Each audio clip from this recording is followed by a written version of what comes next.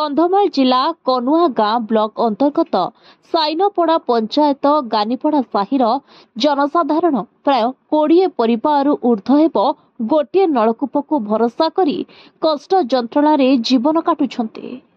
अंचल कूअरे वर्षतम पानी रहुनथिबा जोगु समस्त साही बासिंदा गोटे नलकूप उपरे भरोसा करुछन्ते, जहाकि समुद्र को संखे भली फल गानीपड़ा साहि प्राय 20 रु ऊर्ध्व परिवार पानी बुंदे पाई नाही नथिबा असुविधार सम्मुखीन हेउछन्ते।